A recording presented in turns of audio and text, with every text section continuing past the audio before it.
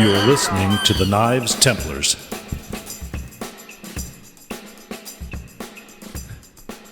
Hey guys, I'd like to welcome you to episode 16 of the Knives Templars. I'm Chip Carlisle, and we are a knife maker and knife enthusiast podcast, and we are growing and growing and growing. This week, I'm excited to say that we've got Eric Rivers from the Rivers Experience, Chris Jones from Steel Dog Knives, and Otisir Pinto, the inventor and great promoter of Pinto sauce and Pinto's handmade knives. We hope you sit back and listen to us for the next couple hours because we always enjoy producing this, but also just getting along as friends. We've grown a lot together over the last several months. But I'm more excited to let you know that I've got Mr. Nico Humphreys, who is a new knife maker and is all excited about it on the show with us today. How are you, Nico? I'm doing great, thank you. Hey, well, did you have anything you wanted to add to today's show? Yeah, actually, yes, I do. This month is actually kind of a special month for one of my very dear friends, basically an older brother of mine. His name's Mr. Tim Kalin, actually, a.k.a. Mountain Goat of Mountain Goat Knives. His birthday was just about a week and a half ago, and he turned 56, and he is my mentor in making knives who got me into it in the first place, so... Just wanted to wish him a very happy birthday and thank you for all you've done for me. Yeah, man. Happy birthday. Yeah, happy birthday, Mountain Goat. And I tell you what, he owes you a piece of 1084 for coming on here and saying that. Yeah, man. Oh, he does make good knives. Oh, he does. They're amazing. He does. Yeah. Well, I tell you what, hey, stay on the show with us today as long as you would like. Contribute. We're glad you're here. And if you've got to get off, just let us know. You do that by saying bye-bye. And if you want to stay with us the whole time, gosh, hey, let's take a vote. Do we want Nico to stay with us, guys? 1, 2, 3, 4. It's unanimous. Okay, you're a Knives Templar. All right. And we've also got a guy at the other end of the spectrum. He's actually a good-looking guy, as well as Nico looks like I used to look. He's got a beard. And I'm not talking about looks. I'm just joking. We've got Jerry McJilton with JMO Knives from over in the Blairsville, Georgia area. He's a mountain boy. And that's probably an hour and a half or so of Atlanta, Georgia, USA. And he makes some beautiful knives. And we have asked him to come home to the Knives Templars radio podcast and talk about what he does and how he does it, because if you're out on the Rivers Experience and or seeing some of his on his website or such, you'll see the guy that really knows what he's doing. Welcome, Jerry. Thank you so much. Is that all you got for me? Well, I thought I was going to get interviewed. Well, that was it. Now you just talk about yourself and promote yourself. Okay, no, well, I'm just joking. We will do that. But when I talked to you the other day and we did our mic check, the first thing I noticed is that where are you from originally? Well, that's a long, drawn out story. Well, I was just going to say you got a true Southern gentleman. Yeah. I was born and raised in East Central Illinois in farm country. But my parents owned a summer housekeeping cottage resort in northern Wisconsin. So I would spend every summer in northern Wisconsin at the resort. I was in a water ski club. I did all the crazy stuff up there. And when I graduated from college, I moved to Florida. I read the book, and they made it into a movie. What was that? Weren't you the guy that was time of our lives, never been before? What was that movie? I don't know. Dirty Dancing? Dirty Dancing. That was was your life story, right? No, I don't dance. Oh. And you don't have Patrick Swayze's hair. No. Nobody puts Jerry in the corner. And I hope I don't have his pancreas. Yeah, nobody puts Jerry in a corner, as Chris said. Thank you, Chris. That was excellent. That was perfect. That's awesome. But here we go. Hey, let's get started. Chris, what have you been up to? Because I listened to episode 15A of a special edition of the Knives Templars today with you and Miss Sarah and Joey. So tell us what people need to listen to on that nice little episode. Oh yeah, everybody And what needs to you've go been out. up to. Yeah, everybody needs to go out and take a listen. All three of us were at the Louisiana Knife Show this past weekend. Had just a ton of fun. It was a great show. All three of our tables were next to each other. So with Joey not able to make it tonight to the podcast, we didn't want to put off, telling some of our stories and letting our listeners know how the show went. And so we reached out to Sarah and said, hey, let's jump on. So bear with the quality of the audio. Sarah didn't have a good headset, but it's still hilarious. It's a little mini episode, as we, call it here in Knives Templar. It's a little 30-minute episode, and we talk about the show and talk about armpit farts and a couple other different things. So it was really good. There was Joey. It was Joey's first show. He sold his first knife. Sold a couple others. Got some custom orders. Just a lot of fun. And he professed his love for Sarah's handle material. Well, who should? I mean, everybody should. Oh, I don't disagree, but he was getting really sappy. I was listening to that driving down the road, and my tires started to stick. I've been waiting for, I know you started this whole rumor about a bromance between Eric and Matt. Yeah. I've been waiting for that between me and Joey, you starting this rumor. So I'm prepared. I'm prepared for any shots you want to take, right? So. Oh, no, I'm not going to take any. You seem like an upstanding guy. Matt and Eric just seem weird to me. Well, yeah. It's all good, though. It was a really good episode. And sometimes my boss tells me to cut out the Johnny Carson, so I'm not going to use that on you tonight. You now, like you could find me and chase me down.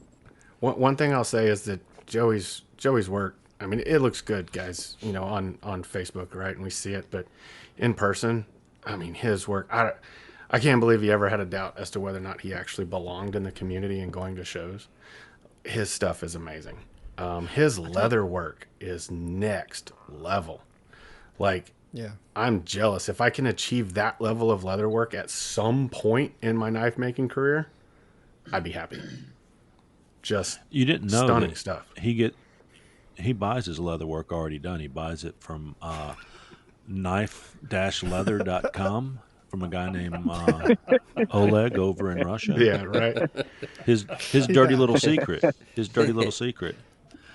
Hey, that guy gives us, and we know that's not true. He does some beautiful leather work, but that gives us a chance just to pop in here on our first sponsor, and that is Oleg with knife-wood.com. And I will tell you, everybody raise your hand that uses Oleg's products. I'll have to do this for the listeners. Yeah, 1, 2, 3. And I don't raise my hand, I show it.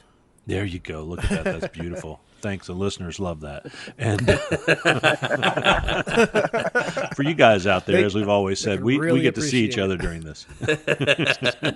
And you're missing out that you can't see it. And while I will say that Oleg makes some of the most beautiful wood. I've got a box of wood headed over here right now that I've purchased to put on some knives. And I used my first piece on a knife that's personally mine. And I was sold. I used to go through the throes of, well, I'll just soak my knife in oil, tongue oil or whatever, and I'll harden it and this, that, and the other.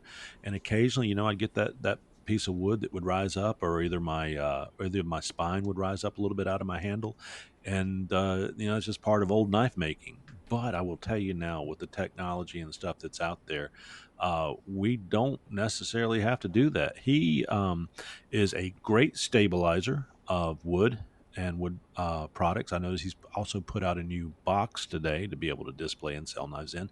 But if you go to his site, knife-wood.com, I guarantee you will be excited. You'll love his prices. And his materials come from Russia, where he lives. He lives about 30 minutes outside of Moscow. And within about 2.5 weeks, it'll be at your door. And you will be ashamed to cut into it, because these are display quality pieces of wood. They come wrapped as a present. and a nice bound up string and paper, similar to the way a butcher would wrap up meat in the old days. And it's just a nice package. So, hey guys, you guys go over and visit knife-wood.com. I'm a big time customer and never any complaints. Check out Oleg. Anyway, so enough about that. I think I was talking to you, Eric, wasn't I, when I jumped into Oleg? No, you're talking to me about no, the talking show. to Chris. Yep. Huh. It happens, Chip. We all get old. You know, I was watching Jerry pointing at his ears, and I think he's back now. Yeah, I'm back No. now. Mike came unplugged down here. The old unplug. Just don't lean that Joey's back on your chair. leatherwork skills. Oh, Joey, thank you, Joey. So, thank you. Good Lord, did I go out on a tangent there? Everybody, go buy some knife-wood.com. He was But distracted Jerry, by Oleg. Oh, yeah. You know how Joey sounded talking to Sarah on that interview. That's how I am about That's how Oleg. you talk and about these Oleg's big wood. blogs. Yeah. Okay, I'm gonna have to mute you. No, I'm joking. Because you're right. You're right. Hey, no, Joey's leatherwork. Pardon me for getting way off on the tangent. I did want to throw in the sponsor there, but Joey is just as good at leather, and for him to think, I'm glad he had that assurance, and I think it doesn't matter who you are.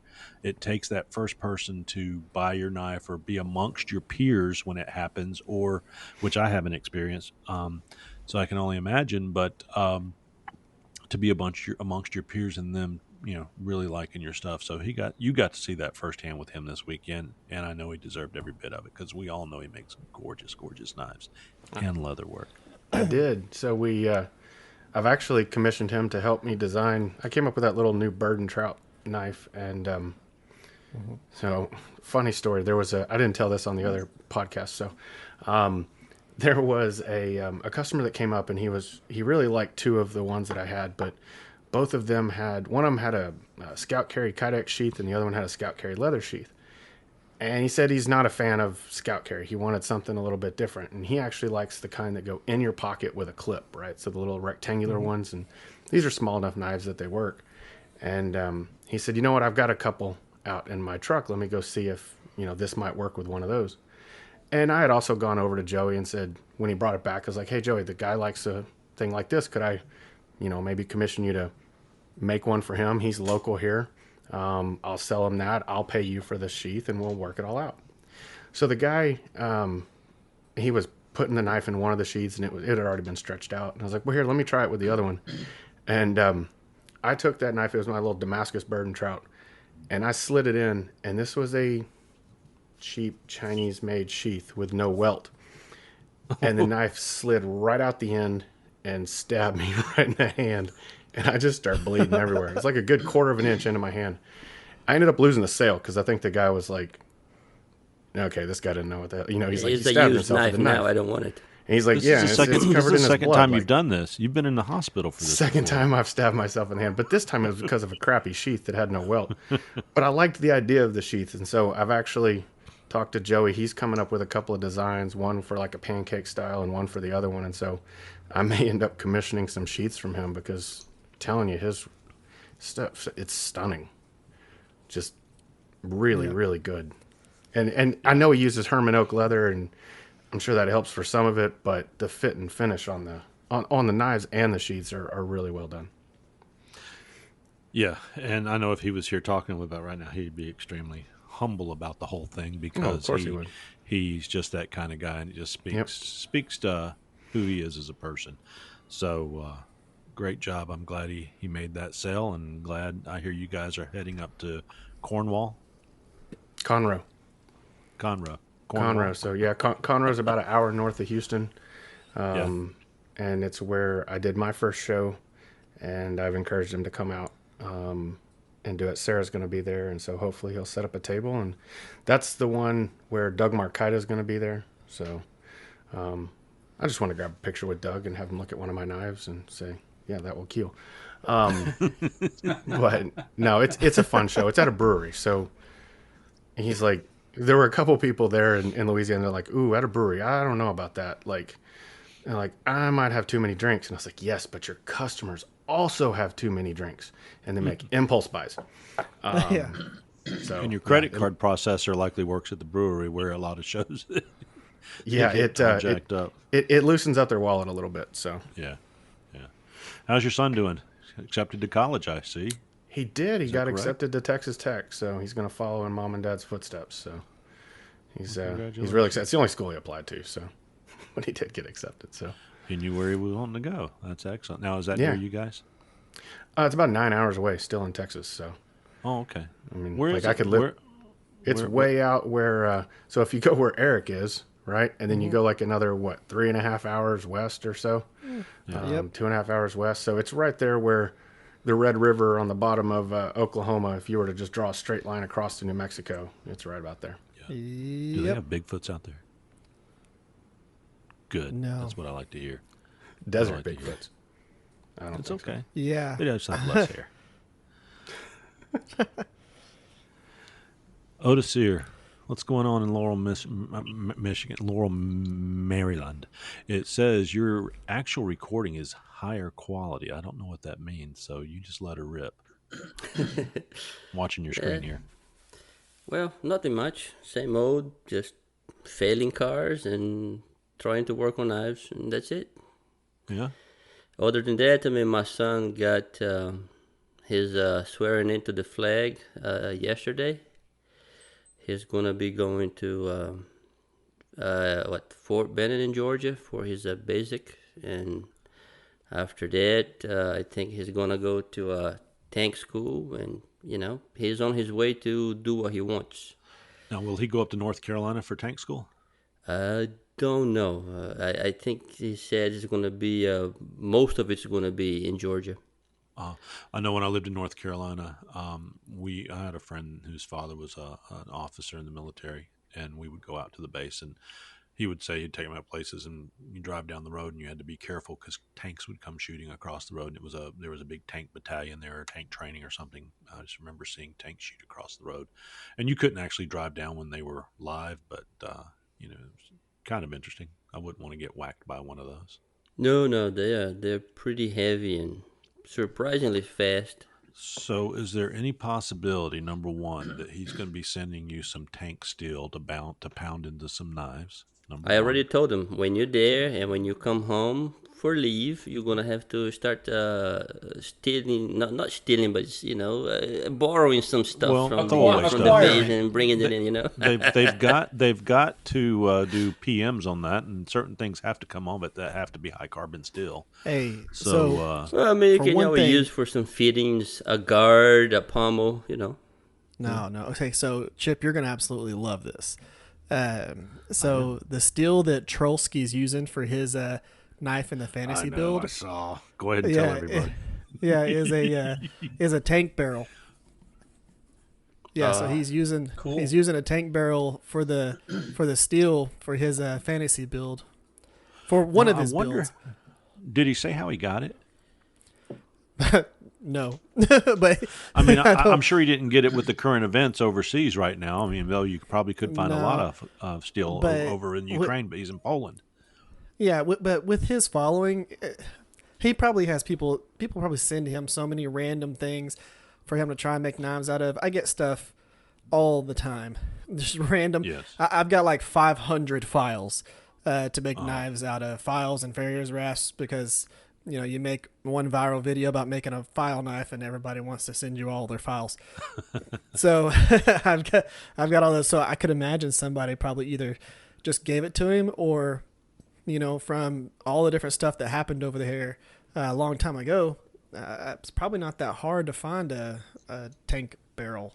I would say if you had a metal detector, you could probably find some, some really nice stuff to make knives out of. And as long as you don't accidentally dig up an old munition or something. So which are there too. So unfortunately, I wouldn't go magnet fishing over there. No, unfortunately, in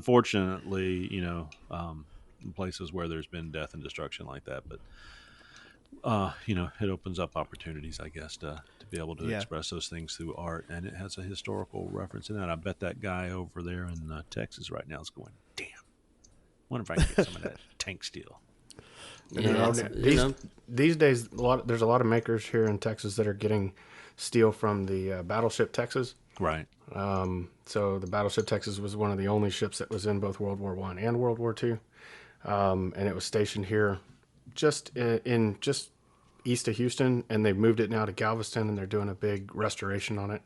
And so there's a couple of guys that have been able to get some of the steel. They're making a knife out of it, donating it back to the organization that restores and supports the battleship Texas for auctions to raise money to help with the continuing maintenance on it. That's who I was talking about with Jason Fry, and he's got some of that steel. But I was like, he would probably be loved to have some of that cannon. So he probably already has a piece. Who knows? You need to get him to get some Otisir. Yeah. Other than that, man, I have some exciting news for me, at least. You're gonna finally, I found a knife show in Maryland. It's going to be held, I think, on the 15th or the 16th of next month. Yeah.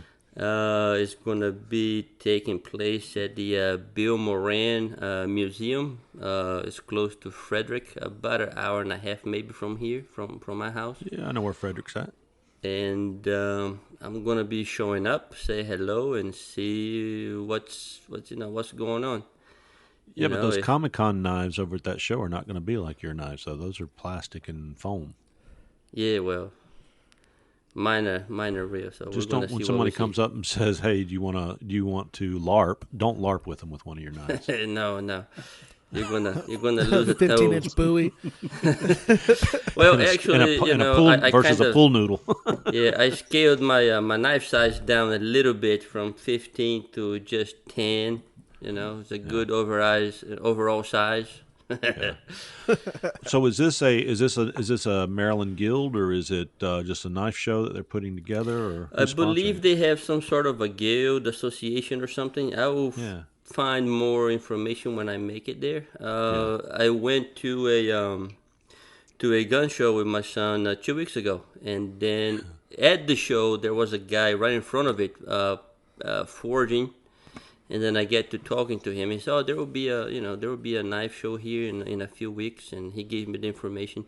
It is, believe it or not, just not publicized anywhere. I mean, I had to go to a secret Facebook group or something like that, and then I saw the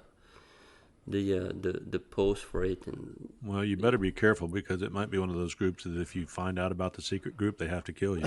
Hey, man, no, it's because of where he lives. It goes both ways. Exactly, because of where he lives. You live in the particular part of the country where guns and knives are frowned upon. Well, I still carry my pig sticker every day, so no problem there. Yeah, when I was in Nashville weekend before last for the weekend, I tell you, I could walk down and just get one of those billboards that people wear on their chest over my shoulders. It says like the world is coming to an end, Instead of that, just have like Shegman knives and just have knives hanging on the front of it, because everybody's got a $5 cowboy hat and a big old knife on their side and a brand new pair of $900 boots that they could have paid $200 for if they hadn't bought them on Broadway. So if I could get away with it, I think I'd be selling knives on big old Bowie knives like Otisir sells on Broadway in Nashville. It was Knife Central. Heck yeah. Your kind of knives too. Hey, I'm excited about the dude that I just sent that knife to Belgium. Him having I think the overall length of that Bowie was like 19 inches or something like that. And they have like all kinds of laws against knives over there. I know. But he's going to have this massive, and I mean, even with in the sheath and everything, it hangs down to almost your knee. Like it's absolutely crazy. I hope he wears it on his hip at some point. He's going to have it hidden in some little World War II wall compartment that nobody can get to. Yep. What you've been doing, Eric?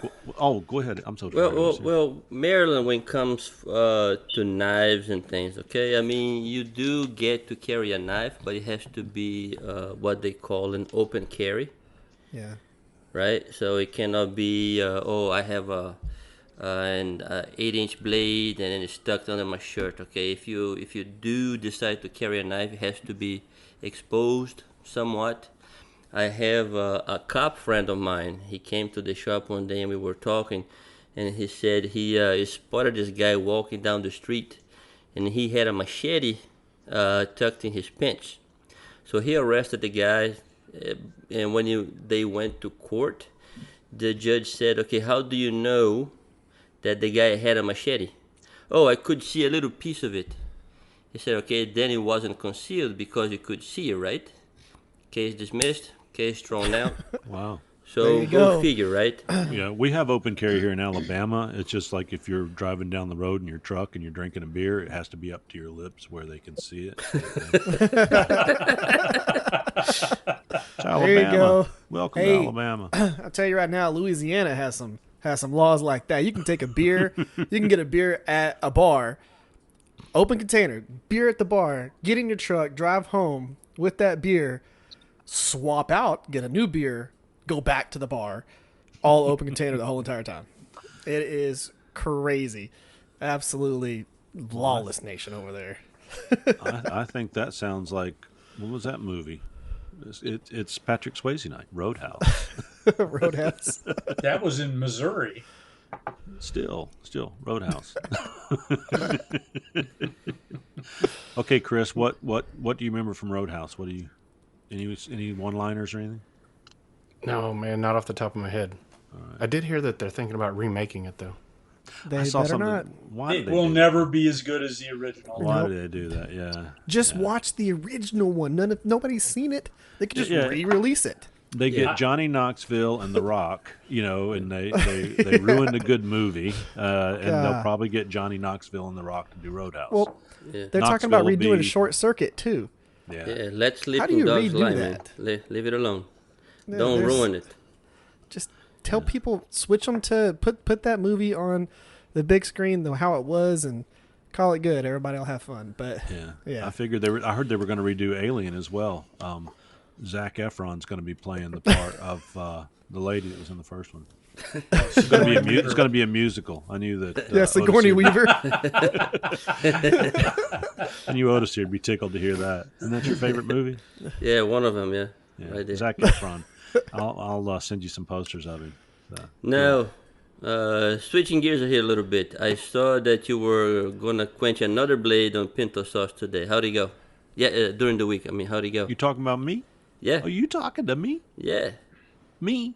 Yeah, man. Mr. Chip. Let me just say, I have not burned up, have not caught the house on fire, have not even had a flame other than a brief little one. And I am making the hardest knives of my life. And they are consistent all the way through. I temper them. They're hard to sharpen all of a sudden, but they sharpen. I mean, they're fine, but they're harder to sharpen, which is telling me something. And I do that whole, I got brave now. I did it with the last two knives that I used the old pinto sauce for. I stick it in a 2x4 and twist it, and nothing happens except to the wood. So all I can say is I'm forging nude to the pinto sauce, the full moon, hardening all my knives, just like you are up in Maryland now. I do wear a loincloth. I'm too old to be running around naked, but and we've got neighbors. So I guess I have my first convert, huh? I'm drinking the Kool-Aid, baby. All right, that's good. You drinking my soupy Guadalupe? Yeah, I'm drinking your soup. Eric, what's going on at the Rivers Experience? I know you're not doing anything. Yeah, lots going on here. I've been working on trying to finish up just builds and doing leather sheaths and getting stuff done for customer orders.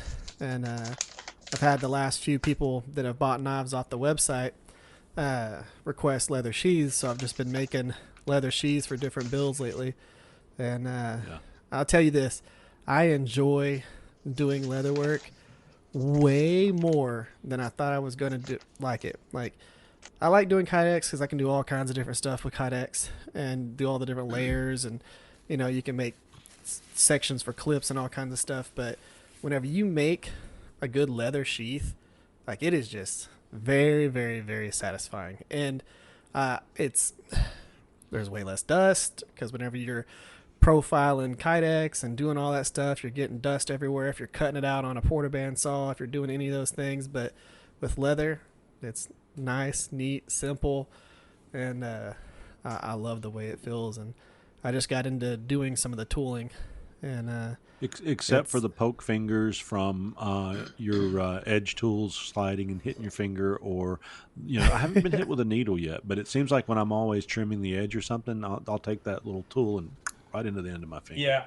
I was cutting a piece of leather with a head knife, and it slipped, and I went to the bone on my left thumb. Never fun. Gotta be careful with that. Yeah. I only do leather work because I have to. I'd rather make knives. You could do like Jerry and go to knife-leather.com. Give them your template. I've got a friend lives about an hour and 15 minutes away from me. That he's a knife maker, but he does excellent leather work. So yeah. But it's expensive, It is, yes. It is. But you pass that cost on, and people will pay for it because it is a nice holder for the tool that you're making. Eric, have you quit working on that shop because you got to catch up on knives? I haven't seen any doors or anything. Yeah, I've been trying to finish those builds and then try and catch myself up with the YouTube content and get everything to where I need it, because everything's got to be filmed in a certain order and all that stuff. So I've been trying to catch myself back up on the knife content, because the shop build stuff, people watch it and they're interested in it, but my views are like 10 times the amount of views whenever I make a knife or I do something knife related. And, that income is what's helping pay for the shop. So got to do knife content, and it's been good though. I've been working on, of course, this ridiculously it's gorgeous, big thing. That's one of those. That's the part of the fantasy build that we have there, and I've got the small or the big one there? This one's the big one.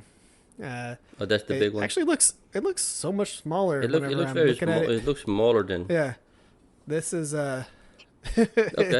It's big, and but that's going to be a lot of work. So each one of of course, the viewers can't see this, but on the or the listeners, where the dragon scales are, each one of these, I've got to file a recess around every single one of these, because the scales will go inside. Like you'll actually see underneath this area on each one of them. And so what are you going to drag those scales on? What are you going to drag those scales on? Like, what am I going to... Well, you said they're dragging scales. I figure you're dragging them across something. There you go. If you did, I'll tell you right now, if you take this and go across yourself right now, it is not comfortable, but it's something else. I've really liked it. There's going to be a lot of file work. I already had to file that's every beautiful. little notch around the little sunburst that's right there and all that. But of course, it's a fantasy build. It's going to be...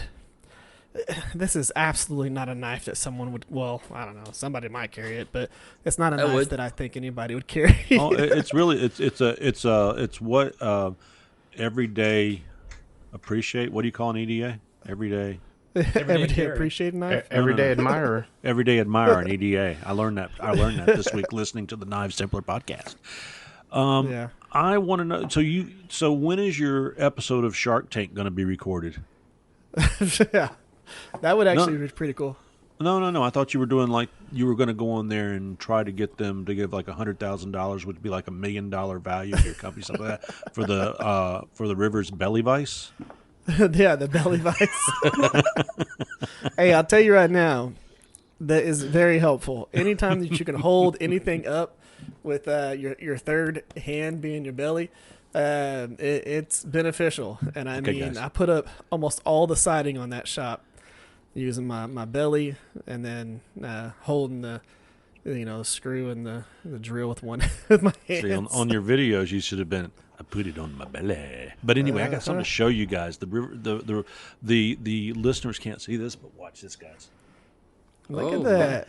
Chip's You're down losing your belly hand. Chip is down 15 pounds. No. And I am working on it. So I'm losing my belly vice. That's the reason I want to know when the belly vice comes out. Let me know. I'm going to go to Harbor Freight and buy one. What's next? What's next? What's next you're going to lose, Chip? You lost the beard. Now you're losing the belly. I hope. Where are we headed? Sometimes you have to give up things to get things, and I'm hoping a little more life in the long run. There you go. So, the beard, not so much to that, but I'm hoping that, most when you have grandchildren. Jerry, do you have grandchildren? I'm supposed to have my first in November. Okay, well, let me tell you something, and congratulations on that. When you go to get off the floor with a child and you're a grandparent, the first thing you do is go, ugh! As you stretch, I do that now. Okay. You're going to be doing it even more. And I do it when I get out of the chair. When I get up from 2 hours of sitting here, it's going to be exactly. And then I'll limp into the kitchen. I'm trying to eliminate some of that. And I'm also going to be headed over your way, Jerry, because I want to do the Georgia section of the Appalachian Trail. I haven't done that. I've done North Carolina and part of Virginia. Oh, so yeah, I want to go that's ahead. not far from me. Yeah, I actually, you can give me a ride over to Springer, but actually I'm going to go over to Amicalola Falls and hike the approach trail. And I've been on the trail and I've hiked portions of it, but I want to do at least a Blood Mountain if I can get to North Carolina next spring. At the very top of Blood Mountain is Neal's Gap. Exactly, I've been there many times. And there's this little outpost there. Yeah. That's I forget the name of Wasali G's. Yeah, I've got their sticker on the back of my truck. But I was by there the other day. Yeah, when I head over to Georgia, I usually take an extra hour to drive around that way because I like to go up there and stop and eat a pizza there on the trail. For you guys that don't know, people that hike the Appalachian Trail, when you first get on down at Springer Mountain in Georgia, and of course it goes all the way up to Maine, you stop at Neal's Gap, and when you go up there, you've been eating trail food for several days, and you're worn out. Because you're getting your trail legs, you're just as dead as you're going to be. And then after that, you start strengthening up a little bit for North Carolina. But you stop and get a half gallon of ice cream or a frozen pizza there, and they're known for those things. And then they look through your backpack, and they throw out everything you thought you needed, and they ship it back to your house for you. Because after those first 30 miles, you kind of realize what you really don't want to carry. It's a Bowie knife. Just so you know, Otis here, nobody carries a Bowie knife. They carry one of those little pen knives on the trail. Yeah. So anyway, Eric, you, I was talking about the belly vice and everything, but I did watch your video out on your knife coming together, and you are in the YouTube Makers Challenge, and is this a fantasy challenge? Is that?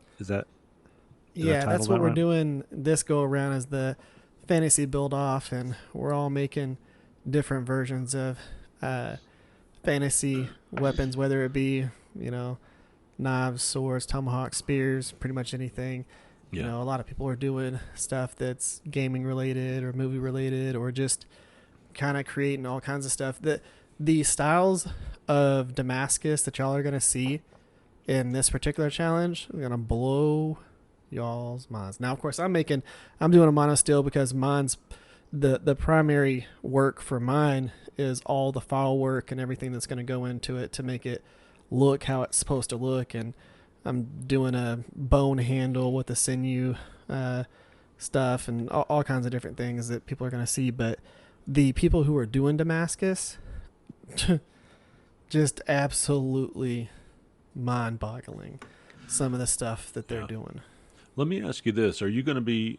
You're probably going through a lot of abrasives, given all the file work and everything else that you're working on that. So, I would like to hope that you're using some Phoenix abrasives, and let's talk about them for a second. All knife makers need abrasives, plain and simple.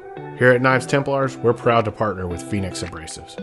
I used to get my belts from another company, but they spent more time on marketing than they did customer service, sometimes taking 2+ weeks to ship my order. That's not the case with Phoenix Abrasives. They're obsessed with committing all of their resources to customer satisfaction. Whether you're using a 2x72, 2x42, 1x30, or something else, they've got you covered. They even carry Rhino Wet sandpaper. So go to phoenixabrasives.com/shop and enter promo code Templars10 for 10% off your next order. All right. Well, hey, guys, I will tell you what. You go out and visit Phoenix Abrasives. And, Chris, what will the listeners get if they go to Phoenix Abrasives and put in the right code? Wow, they should get, it's Templars 10, and you should get 10% off your order. I just got an order that arrived today. And the nice thing about Phoenix Abrasives is you place the order and it quickly gets to your house. No waiting, no wishing, no customer service. Other than great customer service, it comes right to the door. Absolutely. Excellent, excellent. Hey, also while we're out there, I want to let everybody know that, I just finished up a knife, you guys are talking about the bird and trout knives. Well, I made a bird and buck knife. And why is it a bird and buck knife? Because the guy doesn't trout fish. He has a pheasant hunting preserve, and he also hunts deer. So he's got a bird and buck knife. And I just finished sharpening that up this evening with my Lansky Deluxe Diamond Set. And I will tell you guys, I've got a industrial sized sharpener on my Ameribraid grinder that I use. But this was such a fine little beautiful knife. I didn't want to take any chances on that blade. And I went right to my Lansky, and I will tell you, you go through that 5-stone system, starting out with the coarse and working your way down to the very fine stone, and put a polished, beautiful shined edge on that thing, and that thing will cut through tissue paper. Lansky's been around since 1978, and I used them as a kid. Some of you other people out there listening may have used them as a kid and just didn't know it. They sell all different types of sharpeners for field sharpening as well as working at your bench. So guys, go out to Lansky.com and take a look at what they have to offer for your knife sharpening needs. So, hey, Eric, you were talking a little bit about your fantasy build before we went to abrasives there, but when are you going to be moving to the handle? You still got weeks of metal work, or where are you?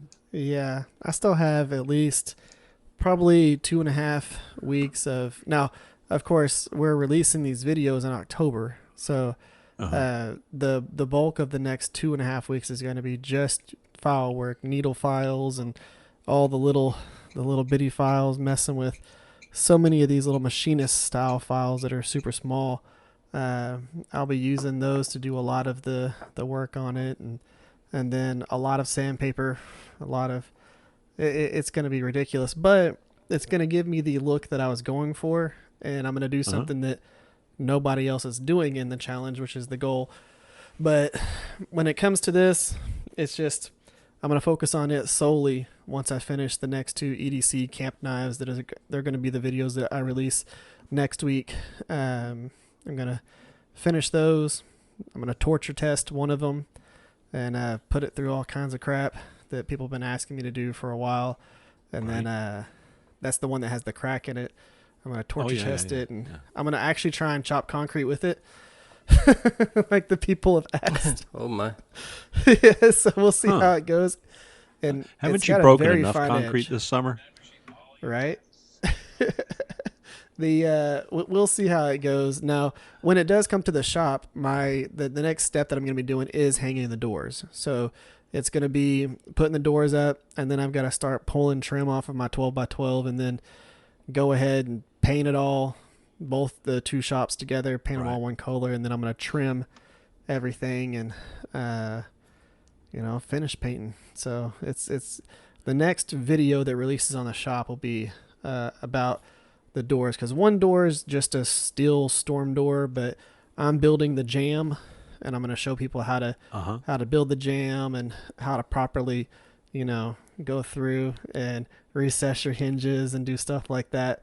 So we're going to have that on there, and then I'm going to show people how to build a couple of double doors out of 2x4s, so they can actually see the proper way to do it, and the way to actually make it to where walls don't move and stuff like that. So there's going to be some things for people to learn there.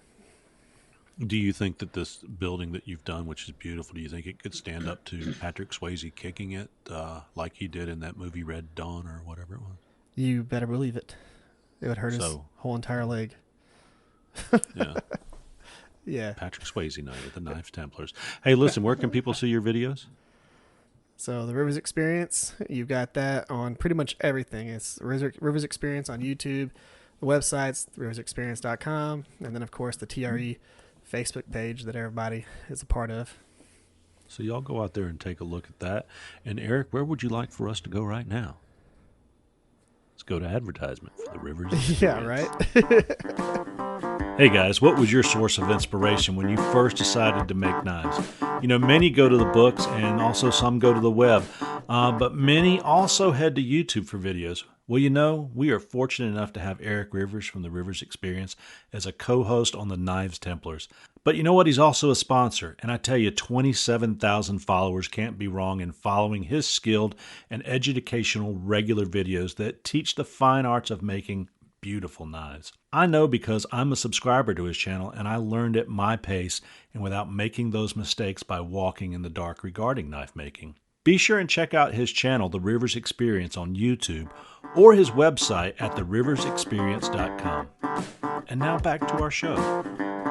All right, welcome back. You know, Eric's got a lot going on, guys, and I will tell you, he's a friend of all of us. He's a friend of you out there as a listener as well with all that he does. So check out what he's doing at the Rivers Experience, because they say that if you listen to episode 15A, which is a special episode today, one thing that Sarah had to say is that with Joey is that as he attends these shows that you get to know people and get more comfortable, but also when you get to know people, it might have been Chris that even said this, whether somebody's been making knives for a year or 4 years or whatever, that you start to pick up all of these different skill sets and little things that you learn to do.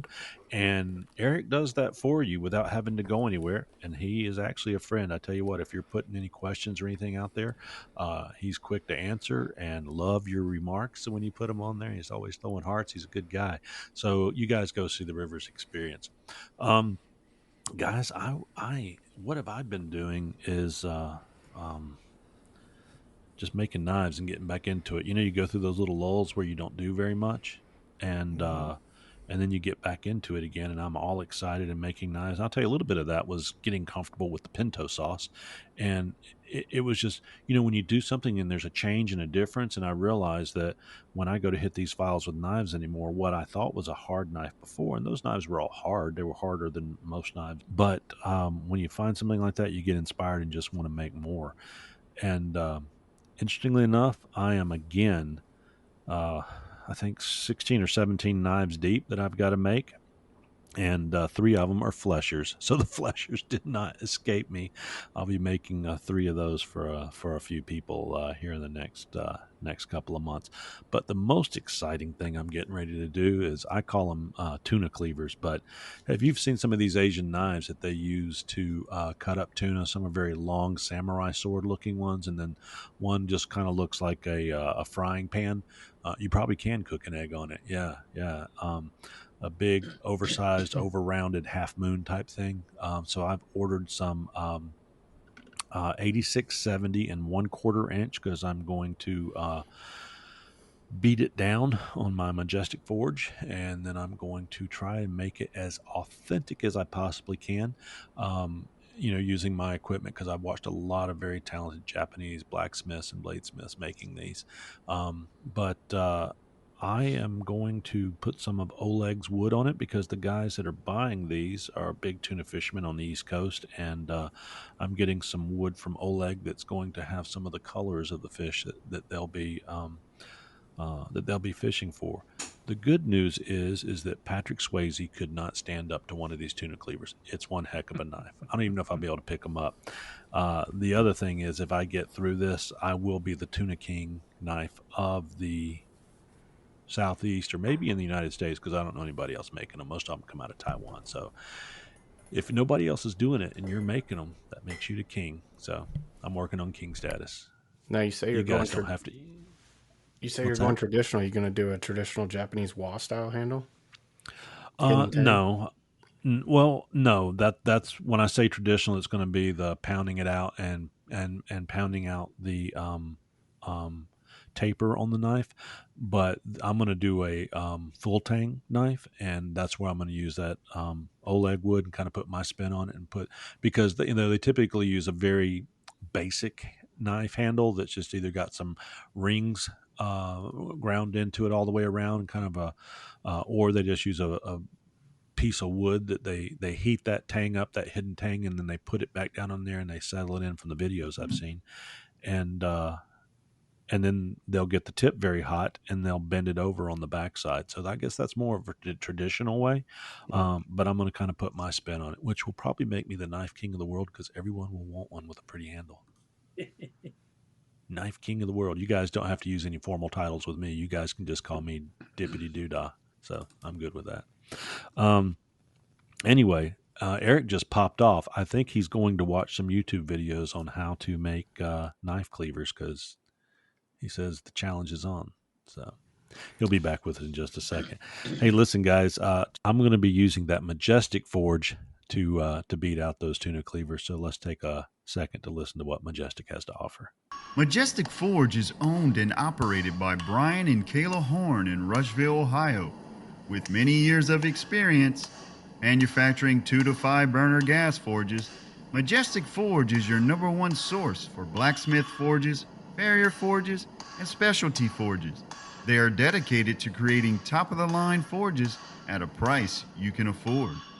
Majestic Forge has supplied forges to blacksmith schools, high schools, colleges, production shops, and TV shows such as Mythbusters.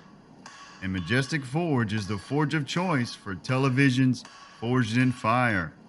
Knife makers are in luck as they offer forges that come with 2 or 3 deluxe burners. Here at Knives Templars, we are sure that you can find a USA-made Majestic Forge to suit your needs. Check out your next forge at majesticforge.com. All right. Well, hey, we have gotten to our point in the show where it's time to talk about our Pop's Knife Supply Maker Mark series. And as I introduced, and we've heard him a little bit on the show here, we've got Jerry McJilton from over in North Georgia mountains, and he's got JMO Knives. And Jerry, formally now welcome to the show as a Pop's Knife Supply Maker's Mark member of our podcast. How are you doing this evening? I'm doing fabulous. Fabulous. Good. You getting any cooler weather over there in the mountains of Georgia? It was 51 when I took the dog out this morning, so that was good. Excellent. That's pretty good. North Georgia mountains. The only thing more beautiful is the North Carolina mountains, which look basically the same in sections, a little more granite and higher. But the point is that North Georgia up through North Carolina is just some gorgeous mountains, the Smokies and the Appalachian Range. So I first came here a few years ago. I fell in love. That's why I moved here when I retired. I don't blame you. So how long have you been making knives, Jerry? Well, that's another long story. I got married in 1981, so I started making knives 1980, 81. I did it all. I've been all stock removal from the beginning. I've forged a couple of blades, but now see, Otis wasn't born then, so he's going to say, was that flint Actually, napping? I was 2 years old. He was like, is that flint napping back in 80 or 81? and then, kids and life and work all got in the way. So I put it all away, sold all my equipment. And then about 7 years ago, my son knew retirement was coming up. He says, "Dad, what are you going to do when you retire?" I said, "I don't know, probably fish, play golf." He goes, "Well, you should make knives again." Yeah. And he says, if you start now, by the time you retire, you'll get your skills back, and then you can make some money to have in retirement. So I was like, okay, that sounds like a good idea. So that's what I did. So I saw, Eric, you fell off the information superhighway. Are you okay? Oh, yeah. Okay, good. I see you're back with us. I just figured, keep it between the lines, man. Keep it between the lines. The internet blipped on me. So for you guys that aren't old enough, Otis back in 1982, they called it the information superhighway. That was how they coined the old internet back then. So the internet didn't exist in 82. I'm goofing with Otis here. As he gets to know you, he'll make fun of your age. So when I first met Otis here, he walked up and he was afraid to hug me because I was a fat man, and he called me Santa Claus. And I said, "You're not getting anything this year." So, and then he gave me a knife. He gave me a knife. What a sweetheart. So you've been making knives for quite some time, and you make gorgeous knives. How would you Thank you. describe your style and what equipment and how are you doing? How are you doing all Well, that? well, my style is kind of unique because I don't copy anybody else's work. I sit down with a pencil and paper and design all my own knives. Some of them work out, some of them don't, Right? but almost exclusively stainless. Yeah. I rarely do high carbon. I've got a quench tank, but maybe 3 knives a year. Yeah. What kind of oven are you using? I've got an even heat Yeah. 22 and a half that I bought used. It was made in 2008. Yeah. Um, and yeah, that's what I do.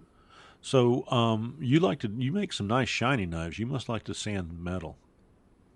You know, I only spend about maybe 20 minutes hand sanding.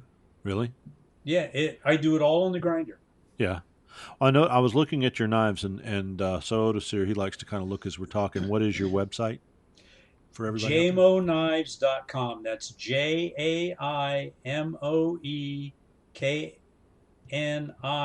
JAIMOEKNIVES.com. All right. That's not as bad as Sikowski Scales, or Ah, Chris would be buying you a website called Knives by Jerry and helping you out, and you'd be indebted forever. Chris did. well, Chris did Sarah, our buddy over at Sikowski Scales, a favor by helping her out with a new web address. As a matter of fact, let's just take a minute and talk about Sarah, because if you listen to episode 15A, I want you guys to listen to it. You will listen to Chris and Joey's voice and just how enamored they were with everything that was laying across her table. So let's let Chris tell you a little bit more about her right now. As knife makers, we all know the importance of quality handle material. Something that's both tough yet beautiful will increase the value of your knives and allow you to build something that your customers will love. When it comes to the handle material for my knives, I choose Swikowski Scales. Run by Sarah Halpane and her mentor Alex Swikowski, they have a combined 20 years experience making handles and knives. They offer stabilized burls, exotic hardwoods, vintage micartas, and some of the best segmented scales in the business. Find them on Instagram at Swikowski Scales or on their website, swikowskiscales.com. That's SWIECZKOWSKI scales.com. So I wasn't lying about that, Chris, was I? I think that, did you say that she has like denatured alcohol or something that she has at the show or something so she can spray them and let people see them in more of a finished state? Or does she have them Yeah. really? Yeah. Yeah, a lot of handle makers when you go to shows, they're not, especially somebody like Terry Dunn that had, I mean, there were 1,000 blocks of wood on the table, right? Sets and Mm-hmm. scales. And he's not going to waste abrasives polishing it up, knowing that we're going to then come back and sand them all anyway. Right. Now you see some of these guys that will actually take it and they'll hit it with like a lacquer or a clear, acrylic spray. yep. Yeah. And all that does is just kind of shine it up. So what him and Sarah do, they take it to about 120, and then they have bottles of denatured alcohol, and you just spray it on and you can see it. And I actually really like it that way because you're drawn to certain things and then you pick it up. And I like to pick up and I like to look at handle material in person, right? Yeah. I want it to kind of speak to me because I've been burned by some, with pictures. Not saying Oleg's like that. You guys all rave about it, but I like to physically touch it, right? Yeah. Yeah. And so I touch it, I hit it with that, and like there was one set of scales I got from Terry that were purple, but when you sprayed it, there was all of this gray, this natural gray in the maple that gave a really great contrast. So yeah, denatured alcohol works really well. I use some just rubbing alcohol because I didn't have any denatured alcohol. Whenever I have a customer come to the shop and I want to show them, this is what it would look like when it's, pretty close when it's finished up. So Yeah. I I actually, use go ahead. denatured alcohol all the time. I go through a gallon of it a month. Yeah, I don't quite go through that month, but I do keep denatured in a spray bottle, Yep. and I'll Yep. use it for cleaning. I use it for looking at wood. But the one thing I could think when you guys were telling that story, of course, a podcast tells a story in your mind as well, and I could just see, like you were saying, is something that you pick it up and it's beautiful, and you hit it with that clear liquid alcohol, and it just pops all of a sudden, and there it is in front of you. So yeah, that would be a Oh yeah, great seller. I brought a couple back to my table that were poplar, and poplar's really cool in that when you see it unfinished, you kind of sleep on it, Yeah. right? You're like, okay, that looks fine, it's normal, and then you hit it, and you get this. Depending upon the way they cross cut it, right? You get this horizontal striations that, as you move the scale back and forth, it's almost like those holographic cards from when we were kids, right? Holographic baseball cards. Like you start to see figure in the wood that you didn't see, before it was finished out. So, yeah, there's a lot of them that when they're sitting there on the table, that's fine. People that are unaware and don't know, they'll sleep on certain things that I'm lucky to take home. I'm happy to grab that set. So Yeah, I heard you were picking up scales and slide them into your booth to pay for over at that show. absolutely, I did. Absolutely, I did. I got think there you walked Friday away with night. 6 of them. Yeah. Yep, Sarah was already setting up, and I went through the table and went ahead and said, okay, let's just go ahead and grab those 3. I know I want those.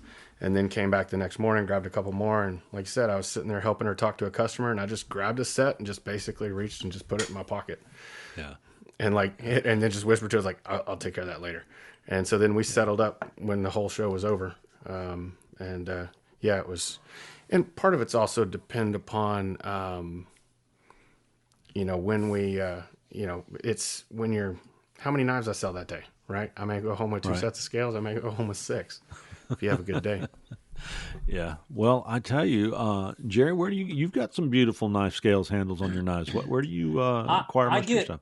I get a lot of the stuff from Glenn Roach Okay. in Oklahoma. Yeah. He does some really really nice work, and I particularly like his box elder.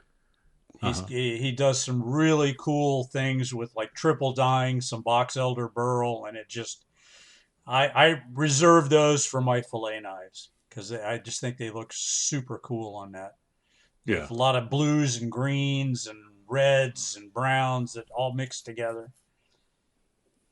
They are some beautiful, beautiful knives. Now, how do you get that nice polish on them? What are you doing to bring that out? I take it all the way up to 3,000 on the grinder. Oh, wow. And then if I'm gonna make a mirror polish, then I'll just take it over to the buffer from that point. Yeah. I was going to say they're gorgeous finishes on that. Chris is another one, and of course Otis here. Just some of the finishes on your handles, the way they shine, it's just amazing what you pull out of them. So, hey, do you ever go down to Pop's Knife Supplies down in Brazelton, I Georgia? do, I do. Yeah. I'm down there, once every couple of months. I mean, their They don't their have a parking shipping is space so for you. great that Yeah. if I call up and say, "Hey, send me this and this and this," and I'll have it the next day if I call early enough. That's nice. Yeah, I when I'm there, they are stomping, filling orders and running back and Yeah, forth to the yeah, they're shipment a to get busy it out. place. Yeah. Do you have your own parking space there? No. Well, they're having a. Do they're having a guild meeting there in October? Yes. Okay, are you going to be there? What's the date? Because I've got 3 shows in October, Do so you? I don't know if I'm going to make it there or not. Well, I'll have to find out myself. We'll talk about it, but they had invited me to come over. I just can't wear my Alabama shirt and yell Roll No, Tide. Yeah. Andy would not like that. No, but I can come over to it. So we'll see what the dates are and see if it lines up for us. That'd be great. But I will tell you, next time I shoot across Blairsville, Hey, there's one of my knives. yeah, I'll shoot across Blairsville. I'm gonna definitely stop by and see your shop. Yeah, Otis here's showing a picture of a customer photo that he sent back with a couple of trout. Yeah, beautiful, beautiful fillet knife. Yeah, it's actually that is my version of a knife that Ducks Unlimited put out several years ago. It was a limited supply. They hired somebody to make a small production run of them, and this was my take on a similar knife. And I did it for a guy who lives south of Atlanta. Um, he and his boys go trout fishing and duck hunting every year. And he says, I want you to make one of each of these knives for my sons. So I did, and he just called me yesterday. He says, I want another one of those. Wow. I will Yeah. tell you, you don't have any decent trout fishing up there in North Georgia, do you? Oh yeah, we do. Oh yeah. I have caught rainbows and browns longer than my arm up there in the area where you live and a little Yep. further east. Oh gosh, it is the best trout fishing east of the Rockies. I think it's just Yeah. wonderful. These Even better these than North two Carolina. these two trout that were in this picture came from Cherokee, North Carolina. Yeah, I fish there.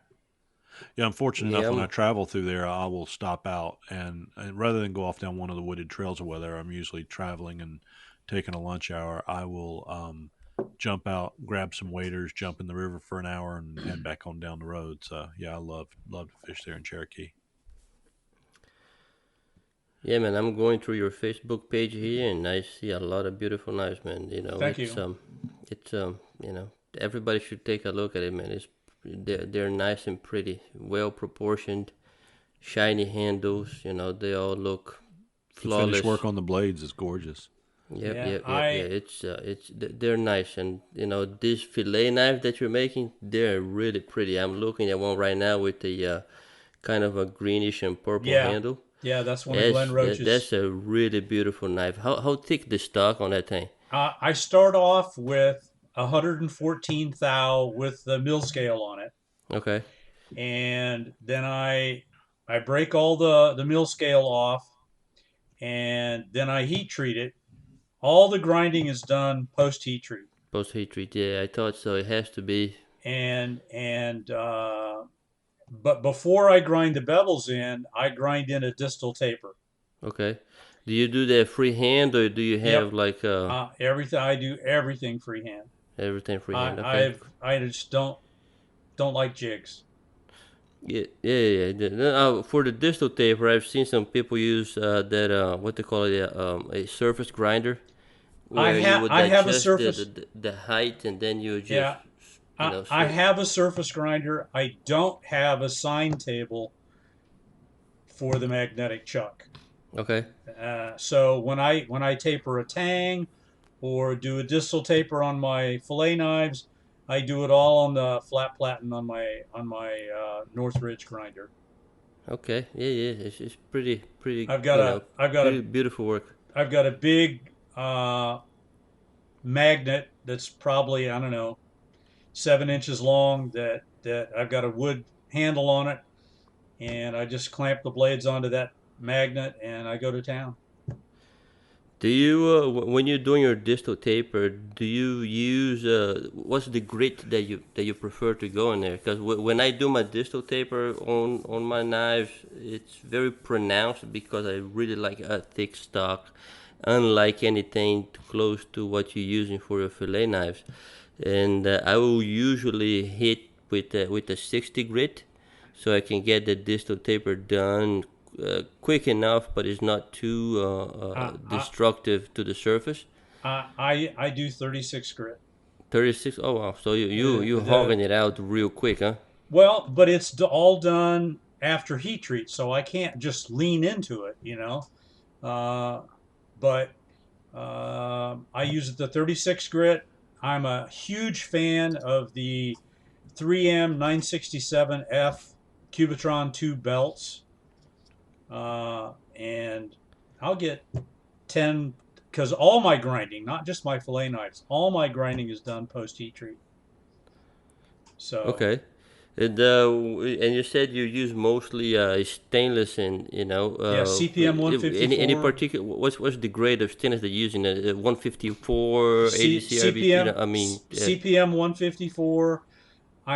This next batch of steel that I'm gonna order, I'm gonna try some S35 VN.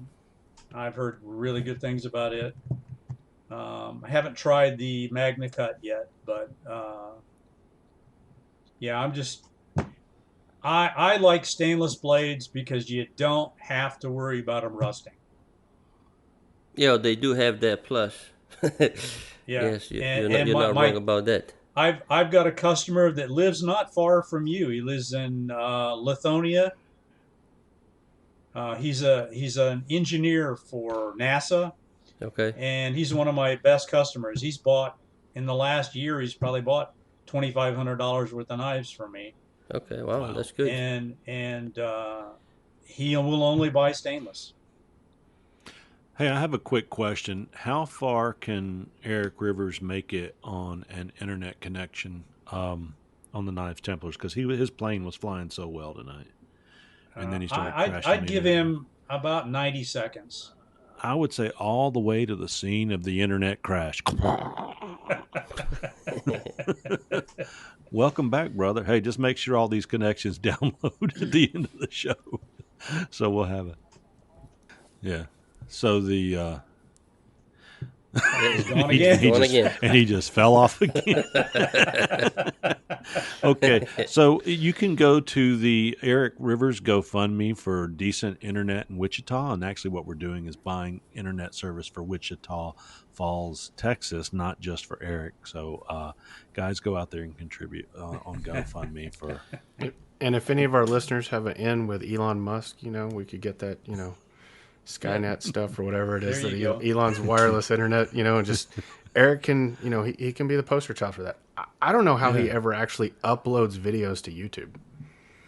Well, with that new wall that he's got over there at In his his shop, back. he could actually put a big Elon Musk painting on the side of it, mural on the side of his new shop that's advertises Starlink and Starlink internet service, because now he's up to 6 uploads he's got to do tonight.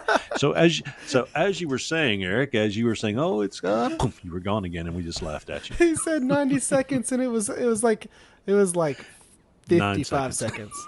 seconds. We did put a plug though, Eric, into Elon Musk. We're trying to get him to help you out with your internet.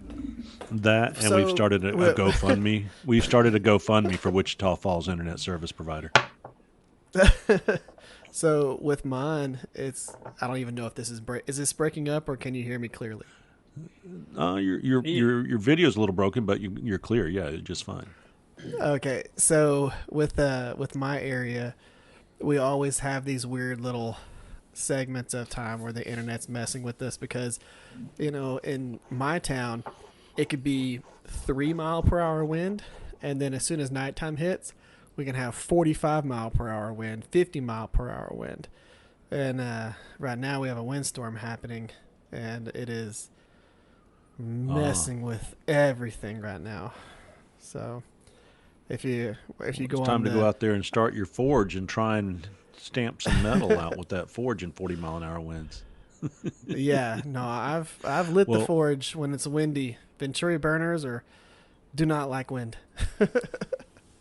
Yeah, we've seen that. I think Otis here was giving you a little grief that day for the big flames in your backyard when you were quenching out in that windstorm out in Texas earlier this summer. Oh yeah. So hey Jerry, as a Pop's Knife Supply guest co-host, we're going to take a little vote right now, which we always do. Nobody has failed the vote yet, but we're going to need you to close your eyes and because we raise our hands, guys. Jerry makes really nice knives, and they're nicer than mine, so I don't mind looking at them. And with that being said, he is a guy on here that does stainless steel, and I don't know how much of us are doing stainless steel. So I would say that if we keep him around, we may be able to glean from him, because Chris doesn't always share his stainless steel work with us. He kind of keeps it close to his chest. So with all that being said, You just never asked. Bye-bye, Eric. yes, okay, so bye, Eric. Eric was voting yes. So everybody that agrees that Jerry can be a Knives Templar from here on out, raise your hand. We got. Okay, now confirm it with a verbal aye. Aye. All right. Eric says aye. And so, Jerry, you can uncover your eyes. You are officially a Knives Templar, and we're glad that you were here. Yeah, Thank you. So with that being said, let's take a break and listen to Pop's Knife Supplies. Pop's Knife Supply was started 40 years ago and is owned by 4 professional knife makers. Andy Roy of Fiddleback Forge, Alan Searles of W.A. Searles Knives, Joey Berry of J.B. Knife Works, and Dirk Lutz of Dirk Lutz Knives make a great team of owners carrying on the traditions and business started by James Poplin. Over 4 decades in business is a testament to the best customer service with same-day shipping on weekdays. Pops only charges actual shipping, and any shipping differences are refunded on your orders. Everything you need to make knives, from grinding, steel, pin stock, heat treating, and more, can be found at Pops. Visit them at popsknife.supplies. And now, back to the show. So I think what's the theme going to be for tonight's episode? Something to do with the Wizard of Oz and the wind and Eric blowing away. Doesn't it have something to do with Patrick Swayze? Yeah, Patrick Swayze is the good witch or the bad witch? He's the flying monkey. Yeah, that's it. Flying monkeys and Patrick Swayze. I can't think of anything else right now. So I'm writing that down. Flying monkeys and Patrick Swayze, in honor of Eric's hanging in there during the course of the windstorm out in Wichita Falls, Texas. Hey, I've got a question for the hive mind here. Yeah. It seems like with Odysseer and with Eric and a lot of other makers that I see online, everybody's into these big, huge knives, and I don't get that. Yeah, I don't really personally buy it. All my knives have gotten smaller. I mean, this is my most popular seller right here. Which is 4-inch blade, 3.5 inch. No, 3.5 inch no. blade, 4-inch handle. No. 3-inch blade, 4-inch the whole handle. knife's barely 6 inches long. Yeah. Okay. Well, that's what I sold. That's what I sold in Louisiana. I sold a number of knives. I didn't sell a single culinary knife. I did sell the big coyote jawbone glow in the dark knife, but most of what I was selling was little bird and trout EDCs. This is I've carried this very knife for the last 3 years. Every day, it's when I put my pants on, this knife goes on my belt. Right. And Yeah. I've used it for everything. I mean, I've trimmed fiberglass with it. I use it all the time. And I think a lot of people like to carry the big knives when they're doing outdoor stuff, hang it on your hip, or they want them as display knives or this, that, and the other. But I don't think a huge knife, Otis here, don't cut me off here because he's a big knife dude. I don't think big knives will necessarily are that comfortable to wear all the time. And they look a little intimidating hanging there. So for me, I just don't find them practical. Even in a camp, in a hunting camp, I would prefer a 4-inch blade or a 5-inch blade knife over one that had an 8-inch blade. I'm making a knife for a gentleman that's an Appalachian trail hiker. He's finishing up his hike to Katahdin next spring, and I'm making him a 3-inch knife right now, total length. Yeah.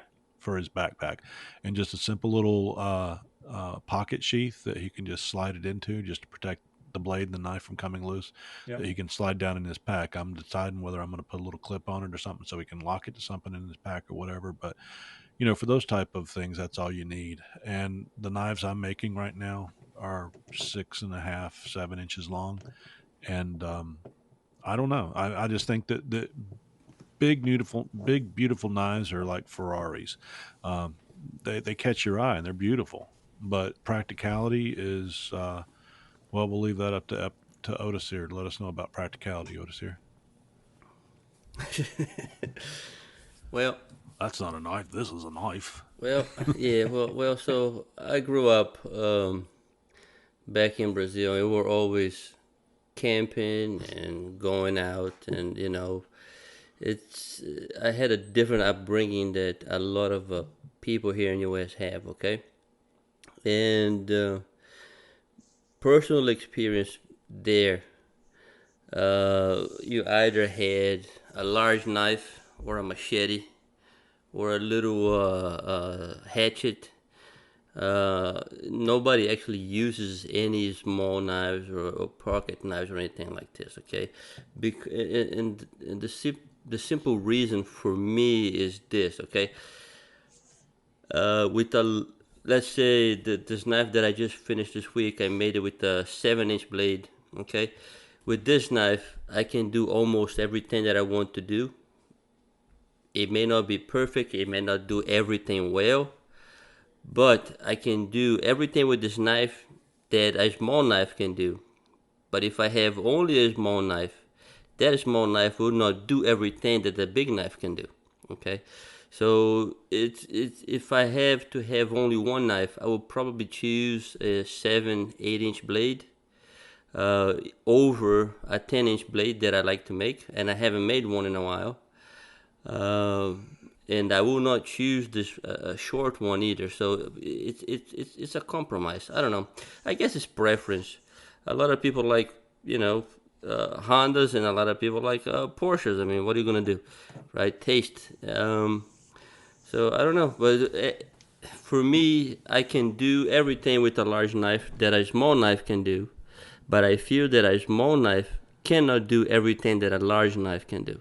Well, So I can attest to that very quickly because I was just thinking that if you were chasing Patrick Swayze in the movie Bondy, or what was that movie? It was something Point Break Bondy, and you had a small knife before you caught him because he was such a physical specimen in his day. God rest his soul. That small knife may have rusted away there at the beach before you actually caught him. So I can understand needing a good hefty knife fighting Patrick Swayze at the ocean. Mine wouldn't have rusted away because it's stainless. well, yeah, there you go. See, Odysseus, I think if Odysseus did I think if Odysseus did a week on the Appalachian Trail or a week just backpacking, He'd be a believer in small knives. 40-pound pack, he might. Because don't get me wrong, I love a good knife, and it depends on what I'm trying to do. Right? Am I trying to chop? Then yeah, I want a bigger camp chopper. Of course. But I typically would go camping with a smaller knife and a hatchet or a camp saw. A little Mora knife with a 2-inch blade on it. Yeah, if I was gonna field dress and skin a deer, I'd much rather do it with one of these little guys than I would a 10-inch Bowie knife. of course, So Odysseus, here is the Odysseus challenge. Have you started your new knife this week? Who, me? Yes. No, not yet. Okay, here's what we need you to do. We need you to take one of your 7 or 10, 11-inch knives. We need you to scale it down to 6 inches overall length. And the challenge is that you will make that this week and present it back to us. Micro I have buoy. one already. No, we want to see a micro buoy. Yeah. That's the challenge. I like that. Are you up for the challenge? Because you make beautiful knives. Can you make us a micro buoy? Describe a micro I buoy. don't think he has the thin enough stock. I'm talking about. It looks like your current Bowie knives you make, but it's only Six inches long 7 inches overall. long, 7 inches max total. 7 overall inches length. max Overall. overall length. 3-inch Overall. blade, 4-inch handle. Yeah, there you go. Or you could go 4-inch blade and a 3-finger handle. Right? Don't think about it. I've I've seen it. I've seen it. It's I've still seen 7 it. inches. Still 7 inches. I've seen it.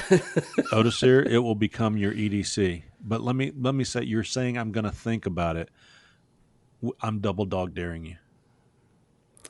And I'm still going to think about it. Triple dog. He's got to Anything think bigger about than how the- he's going to sell that knife, too. I am set on my ways, It's like I have my signature. I think he's waiting for you, Chip, to say you'll buy it if he makes it.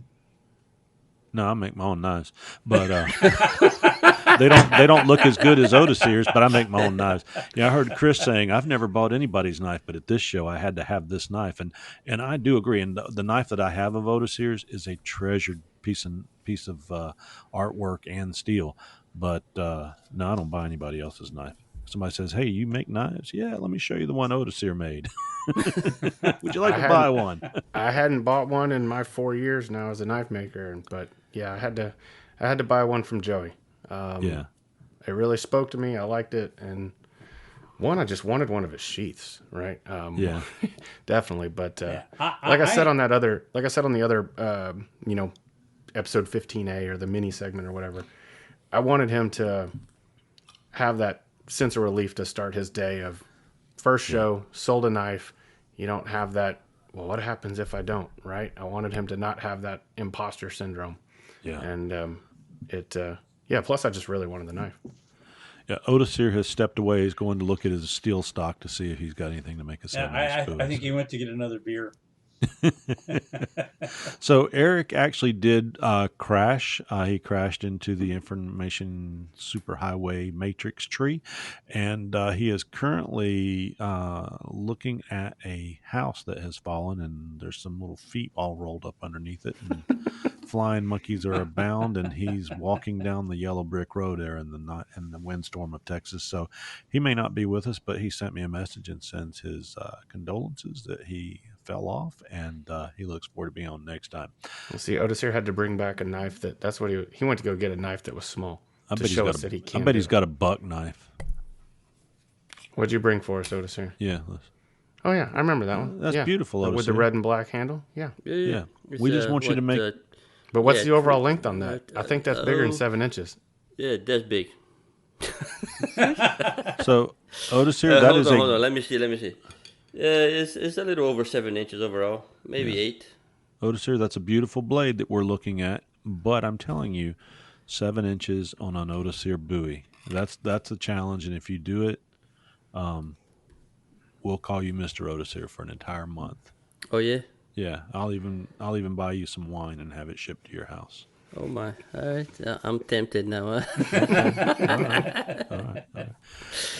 Well, guys, hey, listen, if you're going to make a knife, there's a lot of great grinders out there, but I tell you what, my favorite one comes from my guys over at Ameribraid, and I do feel that my buddy Kevin thinks he's going to do a show with us coming up here in October. We shared some messages here recently, so let's tell you a little bit about Ameribraid right now. Hey listeners, let's take a moment today to thank one of our sponsors for today's show, and that sponsor is Ameribraid Grinders. Eric and Kevin over at Ameribraid have sold thousands of these grinders, and they are super nice guys, and their customer service is excellent. I would know. I've been personally using their 2x72 grinder now for 2 years, and it has changed my knife making to a whole new level. So if you're in the market for or looking to upgrade from that 1x30 or 2x42, then give Ameribraid a look. There you'll find they have 3 packages of grinders to offer. They have a mastery package, a foundations package, and a get grinding package, in which all of them come at different price points. So I'm sure you'll find something that'll suit your needs as a knife maker. Also, Ameribraid has a ton of innovative attachments for their grinders. So listeners, you can find out about all of this at www.ameribraid.com. Go give them a look, see what they have to offer today. And now, back to the show. All right, so you guys go out and check out Ameribraid.com. They've got many packages out there. I actually, I've had my machine for a few months now and made a lot of knives on it. It's not showing the least bit of wear. Still looks like a brand new Cadillac, but I will tell you, I'm just a preventive maintenance spare parts kind of guy. So this week I placed an order for all new moving parts and springs on my machine that I'm going to put in my little spare parts cabinet. Got some flat platens and all that. So the future comes around, I will never be waiting to ever change out a wear part. Now, I will tell you that they have a 2-year guarantee on those machines when you get them, and they'll replace anything. Just call them, let them know, and they'll put it in the mail that day, likely. But additionally, like I said, a good spare parts inventory never hurts if you're doing something and you do have wear parts on a machine. So they may wear out 5 years from now, but by gosh, I'll have my wheels. So anyway, you guys go out and check Ameribraid.com. Hey guys, so we're about an hour 32 in this, so we're going to come winding down. I do have a couple questions that were sent in. They were sent in by one person. His name is Brian Weathers, and he says, guys, how do you etch your knives? I'm not getting a good, clear, deep etch on mine, and I want a dark finish. What do you suggest? So, I can take that one. Sure, go ahead. Because I've done some Damascus. If folks go look at my Instagram, and I actually had a couple makers come up and ask me how I was etching my Damascus, and I'm gonna say yes, do tell. Yes, so there's a lot of my method. I saw a maker this week that actually posted some videos that's very similar to what I do. It's Charlie's Lionheart. Charlie Lionheart. I'll look it up. But it's familiar. And basically, you got to wash the blade really, really well. He had a little tip on there that I hadn't seen before. Was if you spray water on the blade and it kind of pools up, right, beads up, the blade's not clean enough. That blade that should just shear right off. So wash it really, really well, and then I typically go in for 5 minutes in. I use ferric and distilled water, 50-50. I go into that for about 5 minutes, neutralize it, clean off the blade, maybe do it again, and do it a couple of times until I get the level of etch. It's not about the color; it's the level of etch that I'm wanting. Right? If I'm wanting a lot of uniformity. Contrast, yeah, you want a lot of contrast. You want to eat away kind of at one to where there's, maybe you want it to be perfectly smooth like a chef knife, or maybe you want just a little bit of where when you run your fingernail over it, right, you can just barely kind of catch, right? Mm-hmm. But I typically only go in for 2 5-minute cycles, neutralize, then clean it really, really well, and then I go into hot instant coffee that is the most disgusting. It looks like sludge, motor oil sludge that's came out of a car that was a year old. It's something like half a jar to like 6 cups of water. It is just gross. You never want to taste it. You drink that thing, you're going to be shaking for days. Oh, absolutely. Yeah. You just kind of get the shakes just smelling it. And then I put them in hot, and then I let it sit for 24 hours. Yeah. And then I'll take them out, rinse them off. I'm not necessarily I'm not going back at it with, if I want it to be really dark, I'm not coming back and like wiping off a lot of the oxides. I'm rinsing them off, and then I'll air dry it with my air compressor. Just blow it dry, and then I come back and quick plug. I got a new product called blade butter, so I put my blade butter on it, which is beeswax and mineral oil. Did that sell well for you at the show? Yeah, I sold probably 4 or 5 canisters of it, and then gave one away for everybody that bought a knife. So good for you. But put that on there, and then let it sit for a little bit. Wipe off the excess, and it gets them pretty dark. So I'd say that's the best way. Is definitely instant coffee, and go check out Charlie Lionheart. Yeah, you got to put the oil on it though right away. Yes, because the oil is what sets the oxides so that they will last. Yep. And otherwise, when do you oil it? At what point was that? As soon as it's dry. Yeah. Oh, you're saying after you take it out of the coffee? After you take it out of the coffee, because you want it completely clean, like dish soap. Completely remove anything off of it before you go in the coffee. And as soon as you come out of the coffee, I rinse it off, I let it air dry, and then I immediately go at it with the mineral oil, the blade butter. I use WD-40, but something. Yeah. So yeah, good deal. I follow very similar. I don't do the coffee. Haven't gotten into that yet. So you don't develop any rust or anything during that coffee phase with just the water and the coffee. No, you're not going to get any rust because it's in there, so it's not getting oxidized. It's not getting any air, right? True. Gotcha. And now if you took it out of the coffee, now what I will say is like on some of my chef knives where the canister that I use, it's actually a like a spaghetti noodle container from, with a sealable lid from Walmart. And if I have a chef knife that's longer than that, I may get 2 inches of the tang that sticks out. Right. And you'll start to get some, little rust spots develop on that. But I clean all the tangs off anyway before I put the handles on. So. Yeah. I'm going to be getting with you. I've got my next 2 knives are going to be hidden tang, my first hidden tangs. And I went out and bought myself a, come on guys, help me here. So I can grind down the. One of these things. File guide? File guide, excuse me. Thank you. There we go. Thank you. I went and bought a file guide so I can file it down, but I'm going to be picking your brains as I make my first hidden tang knife. I'm going to do a couple. One's going to be a antler crown handle, so deep down on the antler, and then the other one's just going to be some Oleg's wood. But I wanted to get with you guys for that. I wanted to do some. Otis is your guy there.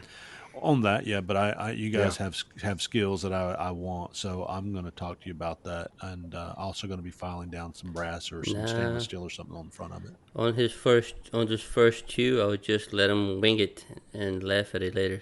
Well, you can do that, but I would say Well, I that's why I he'll asked he'll about learn faster that way. Oh Well, yeah. that's why I asked on that tuna knife if you were going to do a wall style handle, because yeah.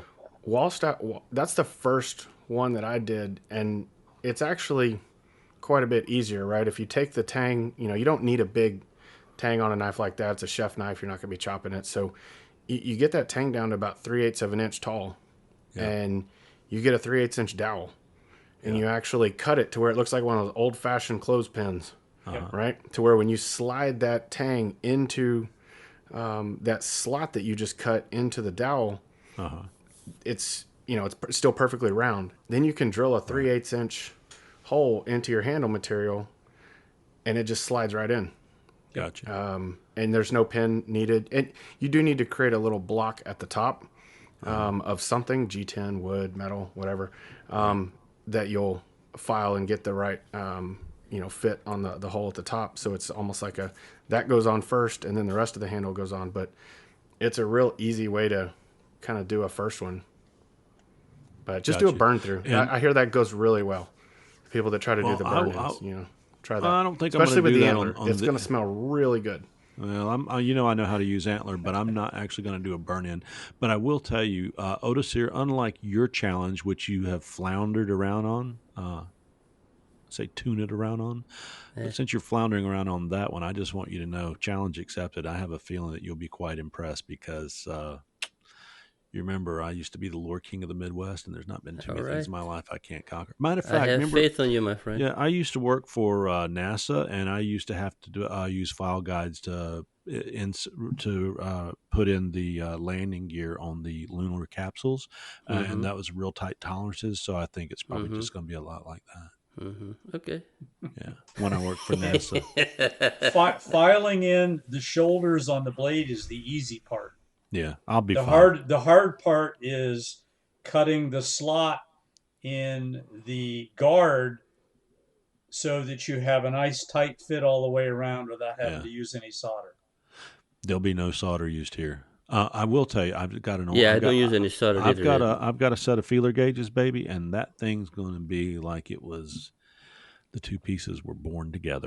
Hey, I will tell you though, I didn't work for NASA, but we joked at one time. You were like, "Where haven't you worked?" On some of my experiences. So this one I will be going into blind, but I've got lots of friends to help me along the way. So challenge accepted. Just an FYI there. Okay, when you do decide to make your guard, for me right now, usually it takes me about 3 hours. To get my guard. From start to finish, and I start drilling very small, and then I will open up close to my final tolerance for the tang, and then I will hit it with the file, and then it's hand files all the way through until it's just a flush fit. I guess I cheat then. I bought a Bridgeport. Nothing wrong with that. Okay. If you don't want to be old school, go get you a Bridgeport. Yeah, Bridgeport.com. No, I think that's pretty wise, but I have no fears. It's going to come out great. And I've been making brass ricassos and this, that, and the other, and peening them on the handles for quite some time and making sure that they fit. And you can't see my pins, and the brass just matches up so beautifully. So probably a lot easier than doing what we're talking about here. But I will say that challenge accepted. I'm going to impress you. And if I don't, I'll learn from it. We'll go from there. Hey, so Brian, we got off on a tangent. He had another question. He said, what's a good way to make a thumb grip? So I assume he's talking about like checkering or maybe a slope up on jimping, with a checkering file. So I was just going to say, I just ordered a jimping file or checkering file. What do you call it? A checkering file, right? To do checkering file. Okay, I got it right there. Okay, I just backwards. Yeah, but the file is a checkering file, but I think the actual finger grip on the spine is called a jimping. Thank you. That is correct. Yeah. So I ordered one that's 17 teeth per inch, and I just firmly put it between two pieces of silicone rubber and my vise, line it up, make sure I'm straight, and just file back and forth until it seats on itself, meaning the file is sliding smoothly across the top of the knife. And then if I have to go back and do any file work after I've done the final grind, I may put it back on there. But I'm trying not to have to do that, because then you're going to get some bleed out on the side of the steel where you're going back and forth through the knife. So you have to go back and clean that up. So I really haven't gotten into any of that. But as long as I use that checkering file, and I take my time with it, I don't rush it. You can also put a file guide on there to hold it nice and perfect in the right spot. And that's how I do it. I know some of the people do it with files and rat tail files and other whatever look they're looking for, but I think the checkering file makes the best look on a knife for me anyway. Yeah. Yeah. One Now, thing that he was talking about, I think the person who asked the question was talking about having Kind of where it slopes up. well, with like a round rest to put your thumb in. You Right. can't use a checkering file for that. For that, No. you need to use a needle file, and you have to very carefully mark out and cut those slots one at a time with a really good needle file. Taking your time. Take your time. It's going to take a couple of hours to do that. Yeah. Hey, So Chip, practice on one some thing. soft steel. Yeah, one thing Yeah, you go ahead. said on the checkering file that somebody pointed out to me one time is you mentioned going back and forth.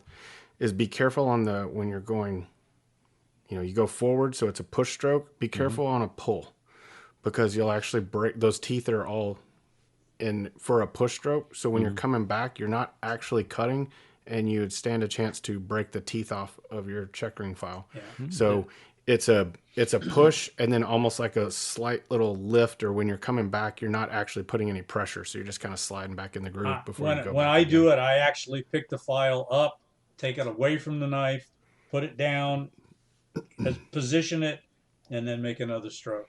Well, I'm going to Yeah. go buy a new checkering file because mine's probably dull for a reason. No, you're all good. Now, it won't make it dull by dragging it backwards, Yeah. but you It do might run the break off risk of teeth. breaking a tooth off. Yeah. Yeah, that makes good sense. Actually, I was joking. It's not dull, but I probably put equal pressure going back and forth, not even thinking about that. So, hey, I learned something here right up on the Knives Templars with the Knives Templars tip. Now, So did I you know actually you learned it. can sharpen a file? You can sharpen those. You can sharpen a file. Okay. You got me interested. You take a piece of soft copper and you take a file card first, you clean the teeth of the file out, then you get in there with a piece of soft copper and make sure that you've got all the oxides off. Then you clean all oil, grease, everything, just like you were going to etch a blade. And then you dip the file in acid. Well, you know what I think? There's And two then you things rinse here. it off, and you will have a sharp file. Okay. I think there's two things here. Eric Rivers can get rich from all those files he said he received, that he can go back and clean them all and resell them on There eBay. you go. There you go. Or I can just send Eric Rivers my knife for his box of files, for my file for his box of files, and just buy a new one. Yeah, there you go. No, How but I long do the I do etch? like the idea of reusing and taking care of. That's great advice, Jerry. Yeah, Jerry. How long the etch? It kind of depends on how good the steel is in the file. If it's a case hardened file, you don't want to etch it too much because you go right through the hardened case on it, and then it's no good. So, but if it's an older file, you can leave it in there. You can do it a dozen times. That was taught to me by a really, really old, seasoned machinist. Okay, that's very good to know. I have some, old, not old, but dull files that are ready. I need to. I'll definitely give it a try. Yeah. Well, with that Hey. being said, any Well, hold guys, on, any Chip. last? Yeah, any So last we were comments? talking about jimping. So I'm going to do a batch of those bird and trouts, and I'm going to get them water jetted. And so I was working on one of the online tools for CAD that's specifically targeted to knife makers. They're not a sponsor, so I'm not going to mention them. And I was running into some challenges, and I know Joey's used them too. So I actually shared my file with Joey, and he went in and he cleaned up a little bit of it, and he actually added jimping to my knife. So we're going to see how that, he's done it once before on his knives. I haven't done it on mine. So the water jet's actually going to cut the initial jimping in. Wow. Ooh, that's interesting. I know. I was like, do you know how much time that would save me? A whole lot. Like, I'm very interested in this. So, yeah, definitely looking forward to that. Good deal. Good deal. Well, two things I'm going to take away from this show. My next knife, I am going to harden it before I grind it, and I'm going to lift my checkering file as I'm doing my jimping on the pull stroke. So, hey, we'll all learn something here or there. Otis here is going to make a 7-inch buoy. Still thinking about it. Still thinking. Still not convinced. Jerry's going to be looking for Bigfoot up there in the mountains of North Georgia. I know Always. he's there, Jerry. Just take a look. And Chris is the BPS. You're doing all right these days? You look good. Yeah, I'm fine. I'm all good. Good. Chris is going to be making some beautiful knives. So, guys, thank you for listening to our current episode 16, and come back to us in a couple weeks and listen to our next episode, one step closer to the Big 200. Thanks for listening. Have a blessed day. Tranquility Base here. The Eagle has landed.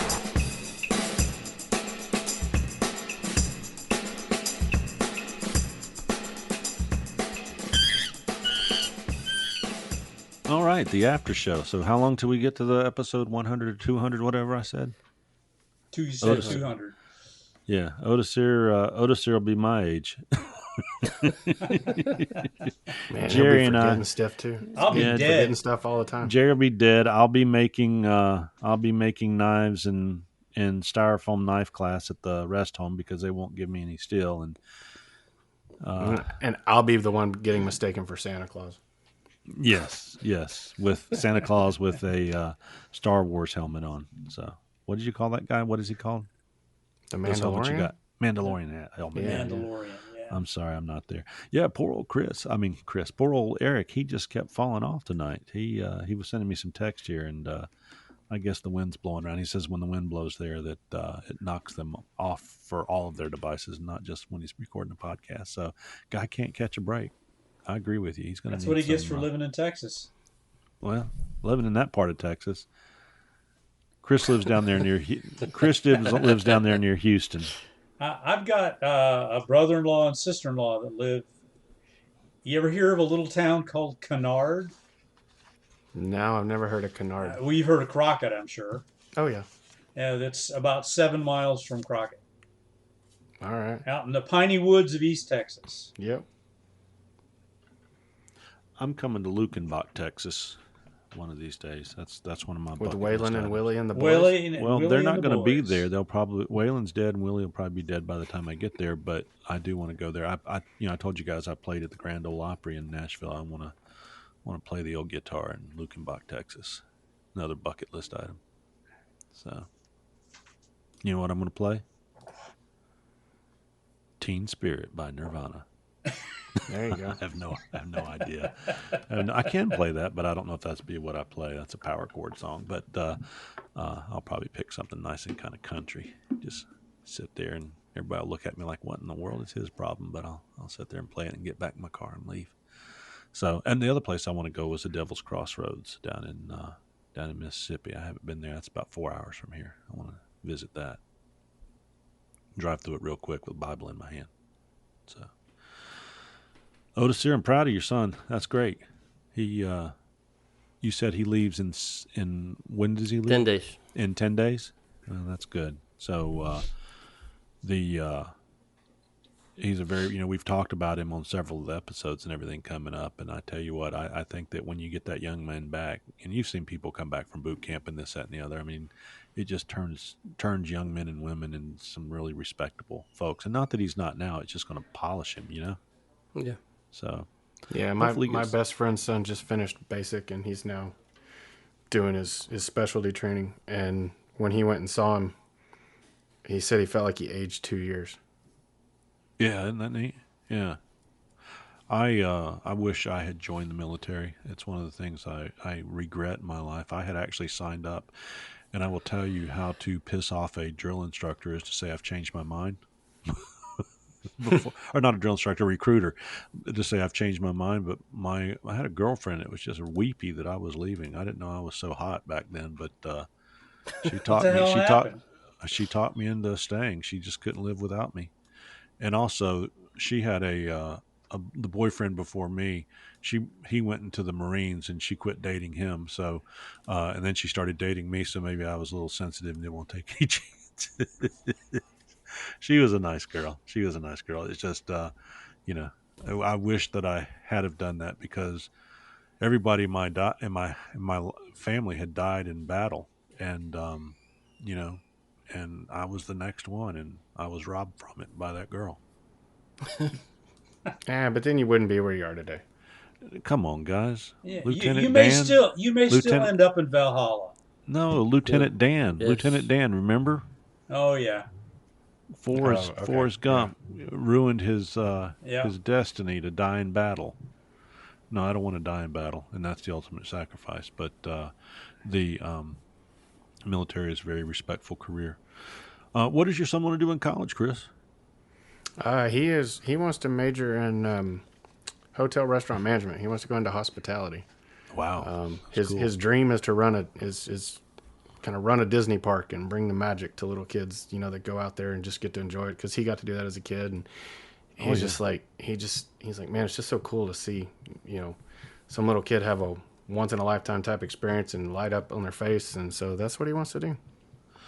See, now if I was a young man and doing that, I'd be like, I want to do that, and I want to go down and manage the Hilton in Sandestin, Florida, and bring happiness to all the older, the 20 somethings, bring them their little, All the college spring breakers. yeah, bring them their martinis and stuff, and say, are you having a good time at our Right. Sandestin? But hey, he's got noble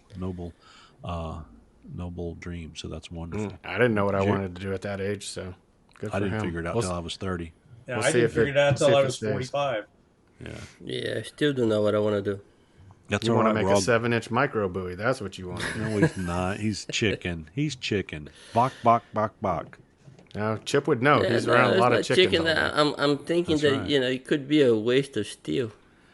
You know what? How I'll much send steel you is some that? steel. I'll send you steel. That's like $3 worth of steel. I will send Eric will you send some you a stuff. file. You can make a micro buoy out of a file. Eric's got We'll 100 pay of them. for the we'll pay for the block of wood. You just have to make it. See, now Otis here. Now here's what you do: you make it, and then kind of like what I brought up. Joey and I had been talking about. Let's do a, us original 6 Knives Templar. Let's do a, Christmas knife exchange, right? Yeah, yeah. So we just like random draw. It's kind of like Secret Santa. That then becomes the knife. Maybe you draw Chip's name. You send that to Chip, right? Like, I'm So it's thinking not a he's going to waste? draw my name because I'm going to be the one pulling the names out of a hat. but you're still I'll just do it. involved. You're still yeah, one of the yeah, 6. yeah. I'll just be over at my house and I'll tell y'all who drew whose name. I got Otis here.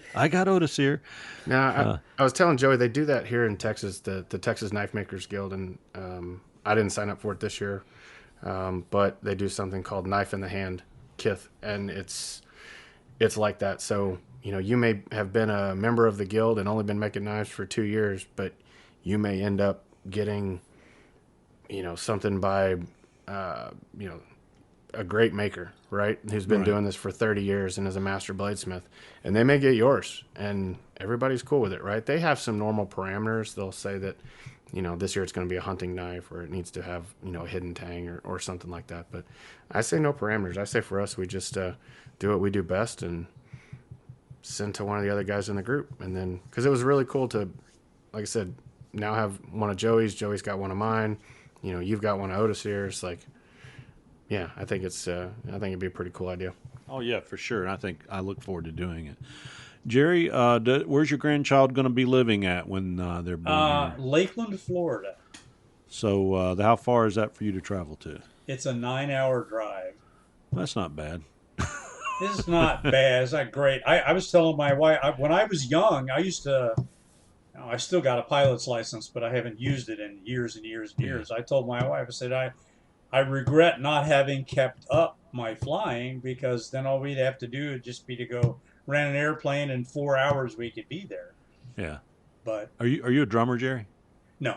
I hear you beating the desk. That's the question. I didn't think you were I thought you were going to ask me, and you didn't.